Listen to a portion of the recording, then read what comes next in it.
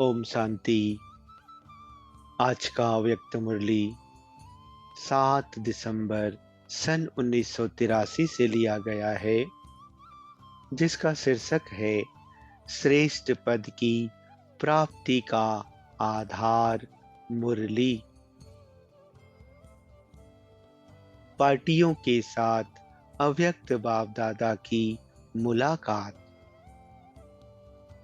पहली पार्टी को देखते हुए बाप दादा कहते, सदा एक बाप की याद में रहने वाली, एक रस स्थिति में रहने वाली श्रेष्ठ आत्माएं हो ना।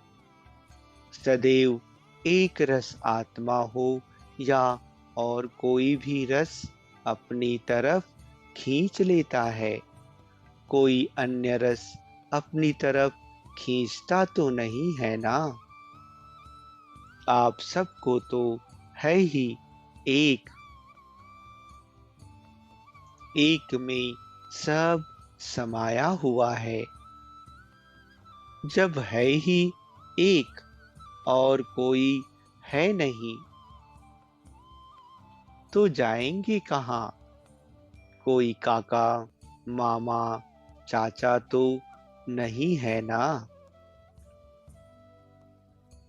आप सब ने क्या वायदा किया? यही वायदा किया है ना कि सब कुछ आप ही हो। कुमारियों ने पक्का वायदा किया है, पक्का वायदा किया और वरमाला गले में पड़ी। वायदा किया और वर मिला, वर भी मिला और घर भी मिला, तो वर और घर मिल गया। कुमारियों के लिए माँ बाप को क्या सोचना पड़ता है? वर और घर अच्छा मिले।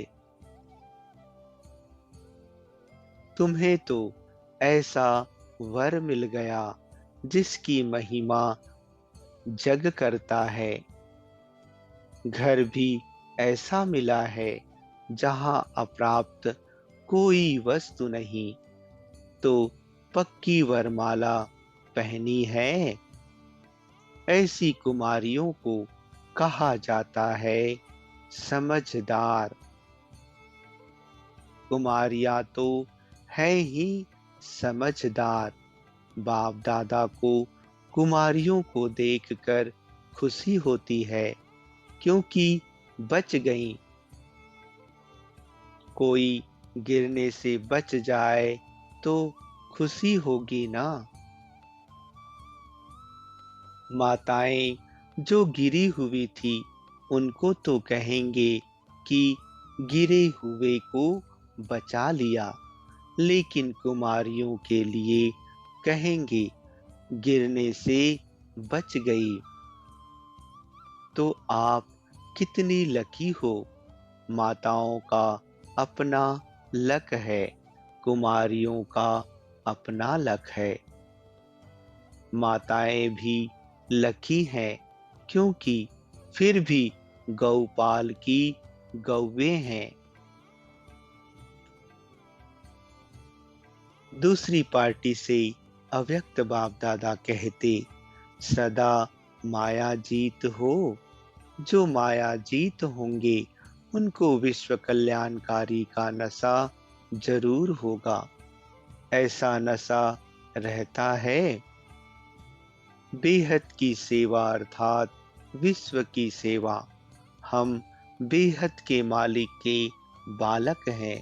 यह स्मृति सदा रहे। क्या बन गए, क्या मिल गया, यह स्मृति रहती है। बस इसी खुशी में सदा आगे बढ़ते रहो। बढ़ने वाले को देख बाप दादा हर्षित होते हैं। सदा बाप के याद की मस्ती में मस्त रहो। ईश्वरीय मस्ती क्या बना देती है? एकदम फर्श से अर्श निवासी, तो सदा अर्श पर रहते हो या फर्श पर? क्योंकि ऊंचे ते ऊंचे बाप के बच्चे बने तो नीचे कैसे रहेंगे? फर्श तो नीचे होता है। अर्श है ऊंचा तो नीचे कैसे आएंगे? कभी भी बुद्धि रूपी पांव फर्श पर नहीं, ऊपर।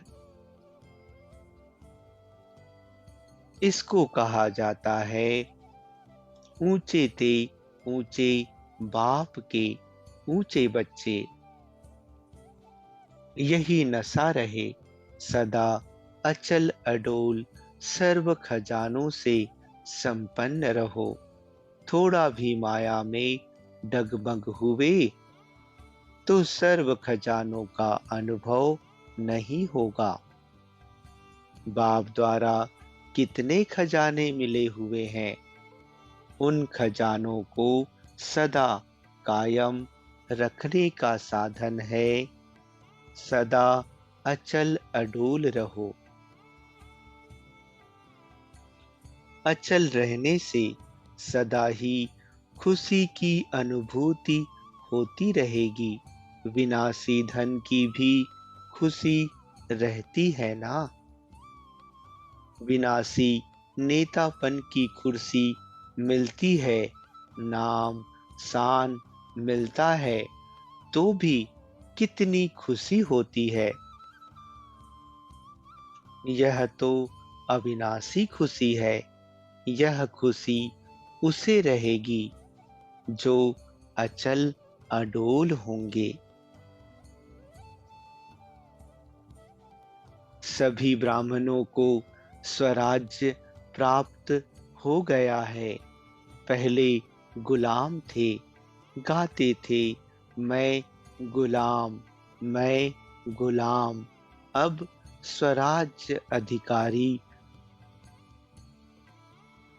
स्वराज्य धारी बन गए, गुलाम से राजा बन गए। कितना फर्क पड़ गया। रात दिन का अंतर है ना। बाप को याद करना और गुलाम से राजा बनना। ऐसा राज्य सारे कल्प में नहीं प्राप्त हो सकता। इसी स्वराज्य से विश्व का राज्य मिलता है। तो अभी इसी नशे में सदा रहो। हम स्वराज्य अधिकारी हैं, तो यह कर्मेंद्रियां स्वतः ही श्रेष्ठ रास्ते पर चलेंगी। सदा इसी खुशी में रहो कि पाना था सो पा लिया। क्या से क्या बन गए, कहाँ पड़े थे और कहाँ पहुंच गए।